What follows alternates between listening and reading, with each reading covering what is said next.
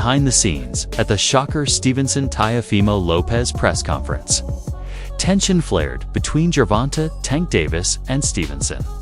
Witnesses nearby said the exchange focused on what the future might hold if Shakur gets past Lopez, with Stevenson forcefully pressing Tank about what comes next. Elite level fighters, so let's make boxing great again. Let's put the best fighters in the ring with each other, and let's see who come out victorious. From the moments Shakur Stevenson and Gervonta Davis established themselves as elite forces in the lightweight division, a quiet but undeniable strain has followed them.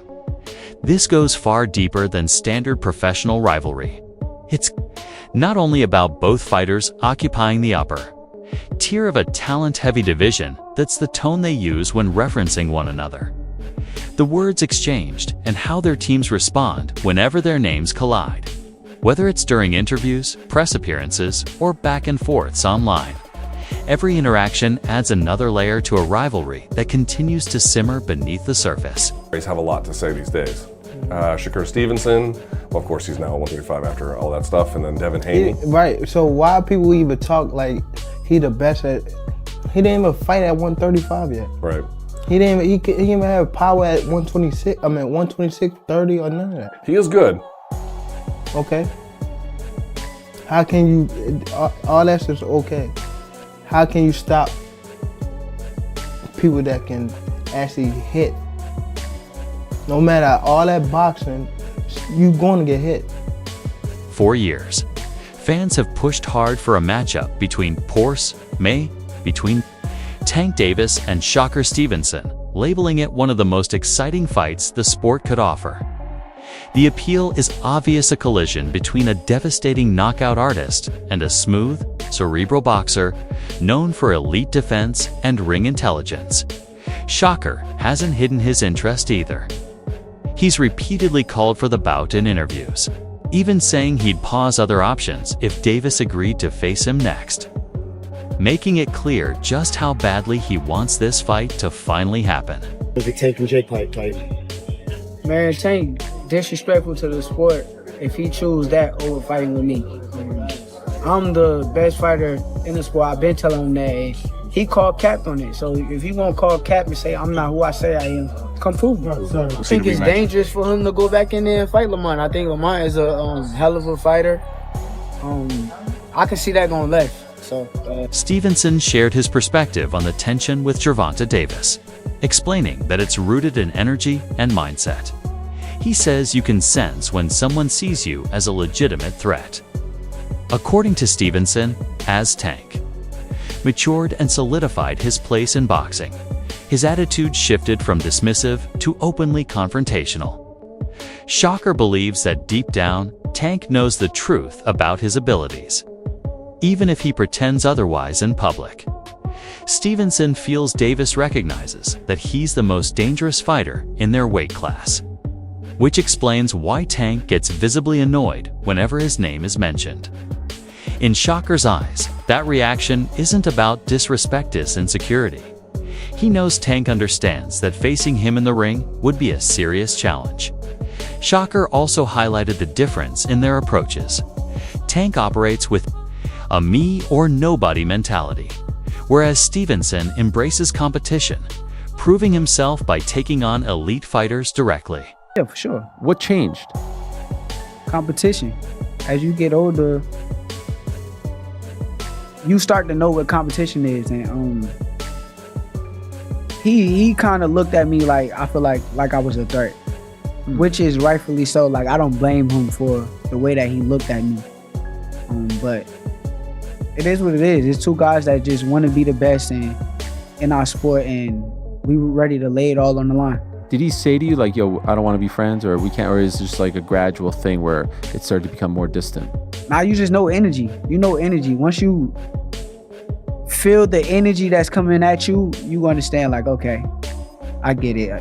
When do you think that started to change?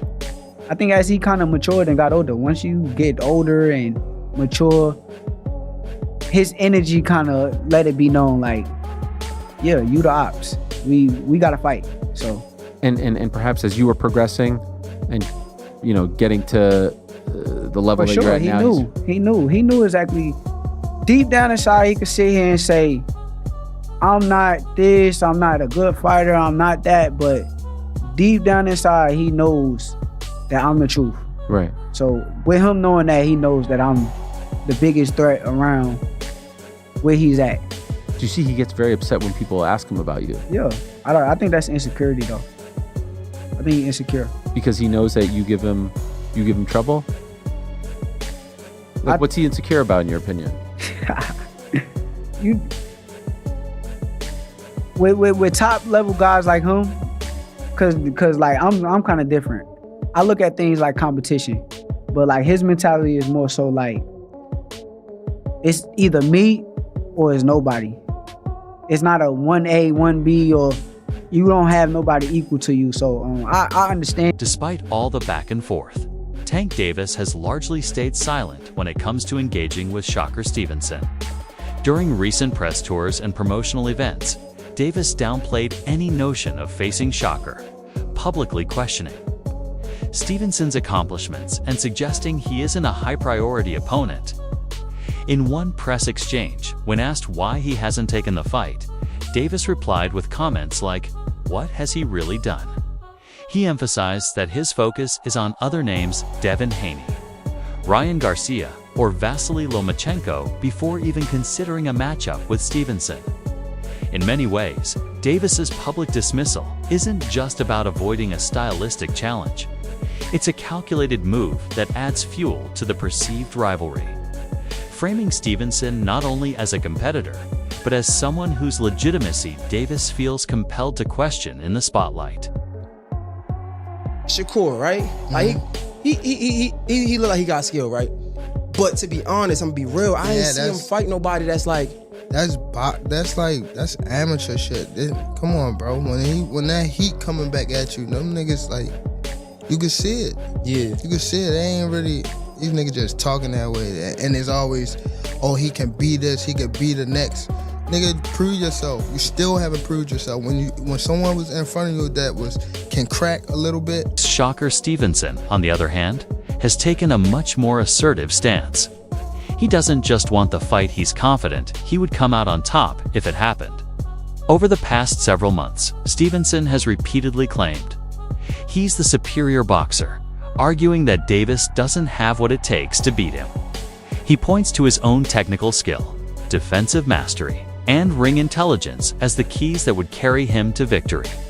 Stevenson has also criticized Davis for allegedly selecting easier opponents or setting weight limits that protect his unbeaten record rather than facing the fighters who could truly prove his dominance.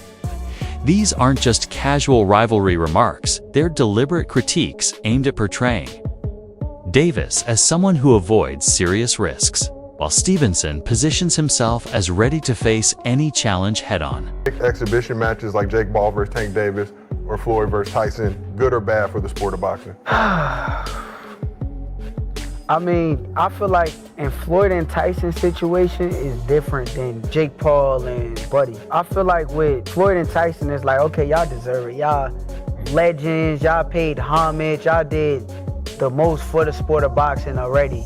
So you deserve a big payday and be cool. I'm cool with it. I like it.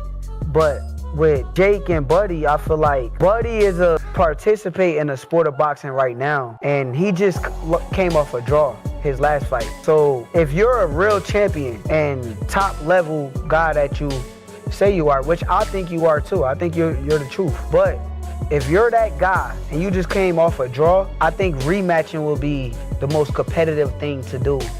With the Jake Paul situation, it's a money grab fight. So to me, it's like some. When Tank Davis announced his fight with Jake Paul, a significant portion of the boxing community expressed disappointment. Fans and critics argued that Davis opted for a flashy, high-paying spectacle rather than pursuing the highly anticipated showdown with Shakur Stevenson. Many on social media suggested that the Paul matchup, a bout widely viewed as more of a celebrity event than a serious competitive fight, was a way for Davis to sidestep the challenge Stevenson represents.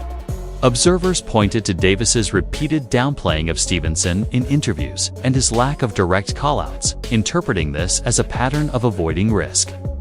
The prevailing sentiment was that Tank seemed more focused on securing easy, lucrative paydays than engaging in the high-stakes competition the boxing world has been clamoring to see. Hey, when are we gonna see the Shakur Tanks, the Shakur Devin, the Devin Tanks? There's only one fight that is really the one. That, like, if we were like gonna be for real about it, like, keep it on. What's like, the fight? My opinion, because we talking about like skill and like boxing, like all around boxing, right? Yeah. Because we ain't talking about somebody that just got a good jab or what. Yeah. We talking about like all around. Can do everything. Yeah, boxing. Yeah. Me and Tank the biggest fight. That's the one. It's the biggest fight in the world. Yeah. Like it's gonna be the biggest boxing fight in the world when it happens. Y'all, what you think? Like 147, 140? Nah, hell no. You think 135? 35, 40, I don't know. I could see it happening not too far in the future. Really? Yeah. I think Tank will sign that contract. Dang. And I'm going to sign a contract. What's your take? Should Tank Davis finally step into the ring with Shakur Stevenson if he gets past Teofimo Lopez, or is he intentionally avoiding the matchup? Share your thoughts in the comments below.